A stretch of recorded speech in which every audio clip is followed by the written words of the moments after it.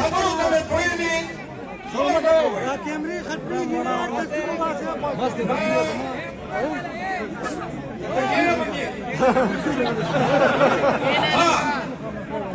لږ خبرې ورسره وکړو چې څه د مطلب دپاره یو ځای شوي یو چې دا خبره ورسېږي هغه شور کښېنه کښېنه باندې به ټول ټیم رانه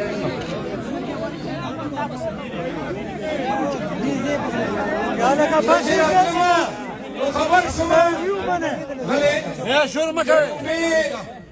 چې کوم شادیال چې هغه مارکي چې کوم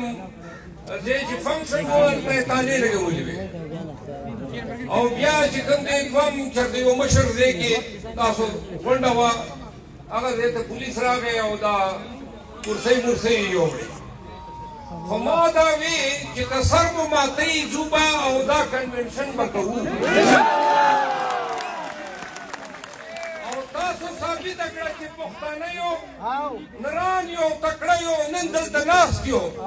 او چې کومو خلکو دا خوبونه لیدل چې کوم خلک به وي چې په خیبر په پښتونخوا کې به موږ پی ټي آی ته یو هم کامیابه کنونشن اجازت نه کوو راکشئ وګورئ دا دومره په زراو خلک چې نن ناست دي ستاسو تکړهتوب مېړانې ته دا یګانګت یو د تاسو اتحاد ته ما سلام پښتنو دوه درې خبرې واورئ زه نه پوهېږم چې د دې سپي د کوتک نه پښتون څنګه په یېرېدا شروع شوی دی د دې سپي د کوتک د لاسه زما نه د ډنډې ایستلو حق یا زما په خپله حجره کې کنونشن کولو حق څنګه څوک اخیستی شي څنګه څوک ما کور ته ما کالې ته د بې وارنټ وغیره زما پرده ماتولی شي تاسو وینئ چې نن وخت په پاکستان کې داسې یو قیامت راغلی دی داسې د ظلم او د جبر دور دی چې کوم سړی یو باندې درې نیم شله کالو په عمر کې چې پیدا شوی دی او دا ټول عمر یې ستاسو مخکې موږ ته وړاندې دی هسپتالونه یې جوړ کړل یونیورسټۍ یې جوړې کړې په پښتونخوا یې یو ځل اقتدار وکړ مرکز کې حکومت وکړ یو کس په دې ګرد پاکستان کې او بیرون د پاکستان څوک په عمران خان دا الزام نشي لګولی چې عمران خان خپل ځان ته ګټه کړې ده عمران خان د دې کاله د دې قوم د دې ملک پاکستان ګټه غوښتې ده نن یو کینسر اسپتال بیا په پېښور کې اسپتال بیا په کراچۍ کې اسپتال نمل یونیورسټۍ القادر یونیورسټۍ او بیا د صحت کارډ چې کوم مسافرخانې زه دا شمار نه درته نشم ویلی چې هغه اکانمیک ریفارم و خو دغه سړي یوه خبره وکړه چې کله سایفر راغی نو وی چې پاکستان کې د حکومت کولو اختیار دا د عوام دی دا ستا دی دا آیین هم وایي دا قانون هم وایي دا ستا پریمبل وایي دا آیین خو سایفر راغی د ډونلډ لوري نه او باجوه ته یې وی چې دا خان حکومت فارغ کوي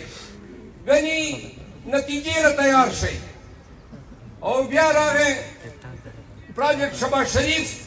زمونږ شل کسان چې کوم دي هغه لوټې شوي باپ راغی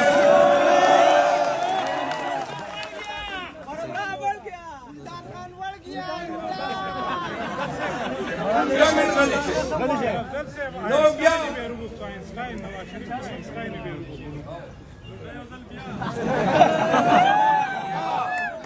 انور تاسو باندې خو زما خبره وره هغې نه بعده په پاکستان باندې د دې ادارو د لاسه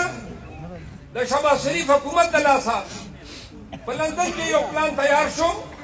او پلان دا و دا واورئ دا څه دروغو خبرې نه دي پلان دا و چې نواز شریف به راځي د ده د راتلګ نه مخکې به پاکستان تحریک انصاف ماتول به کېږي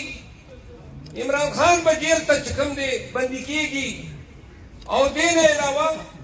چې دا څومره سیاسي قوتونه دي الیکټیبل دي هغه د نواز شریف په جولې کې ورغورځېږي. عمران خان دا خبرې 2022 اکتوبر کې کولې چې دا به کېږي، په فروری 2023 کې کولې. تاسو ویډیوګانې کتلی شئ چې ما به اول نیسي، بیا به نواز شریف راځي، بیا به هغه ته کیسونه سوکه کېږي او دې نه بعد د پاکستان تحریک انصاف په ماتوي. ورونو دا خبره واورئ، ما ته ډېر دلته سپینګیري پکې ښکاري ناست یو. دا په دغې خپلې خاورې په خپلې نړۍ کې مو ټول عمر تېر کړ او په دې خپلې خاورې مو په دې تېرو شلو کالو کې چېرته ښه خبره وانه اورېده. تخریبکاري ده، بدماشي ده، بدامني ده، بدخوري ده. پښتانه دي لیوني شوي دي، چڼې پرېښې ټوپکې په لاس کې. او دا پښتون د وژلو چې کوم دی هغه یو سلسله روانه ده. د افغان جنګ لګیا و، بیا ورپسې حکومتونه بدل شول، خو دا خاوره کم قوم جوړ شو، کم قوم قرباني ورکېدله شوه د هر حکومت کې، هغه پښتون و. یو ټیم راغی چې په پښتنو لږ امن راغی او 2018 نه واله تر 2022 پورې چې دماکې نه کېدې، زمونږ لږ جنازې مو نه کړې اوچتې، عزیزان رشته دار مو په دې دماکو کې مړه نه شول. بیا د دې د پښتنو د قام دشمن رالل، پی ډي ایم یې جوړ کړو. چې پی ډي ایم جوړېدو نو زمونږ بله دماکې شروع شوې، زمونږ بله بدامني راله. نن چارسده لا پاته ده، مخکې تاسو ډېره خون خرابه وکړه، خو زما په خاوره کې،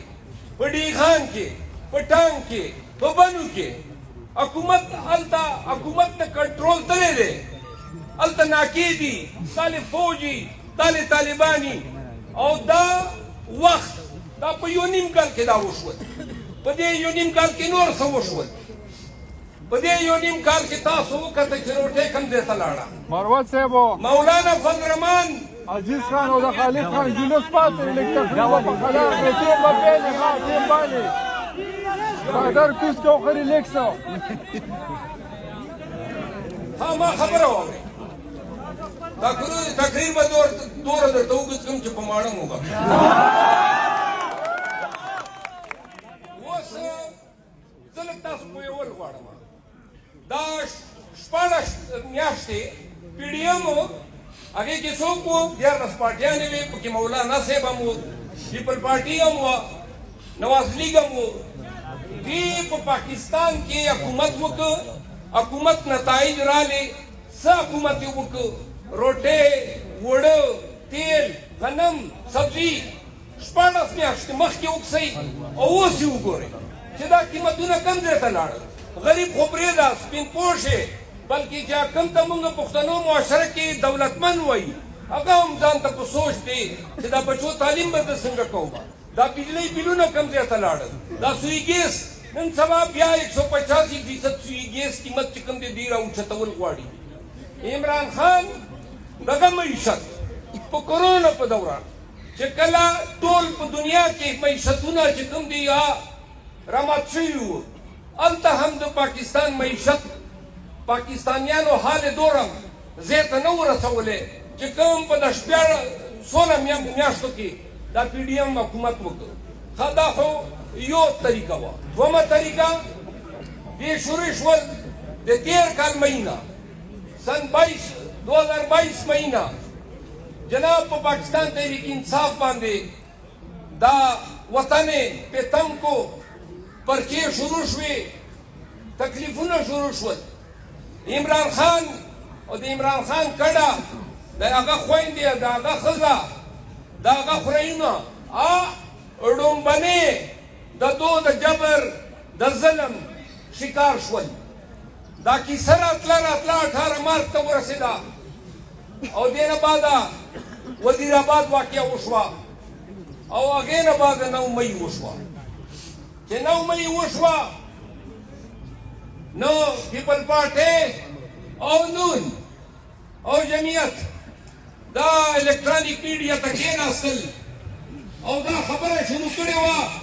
چې پی ټي آی دهشتګرد دي پی ټي آی شهداو تبین کړی دی پی ټي آی دا چاوڼۍ ماتې کړي دي پی ټي آی چې دوی را رسي تر به خبره جاري ساتي وایي پی ټي آی چې کوم دی په جی ایس کیو اټیک کړی دی او د 9 مئی په نام باندې په موږ باندې په تاسو باندې په پاکستان تحریک انصاف باندې د لمر څانګه راټیټه کړه هغه ظلمونه وشول هغه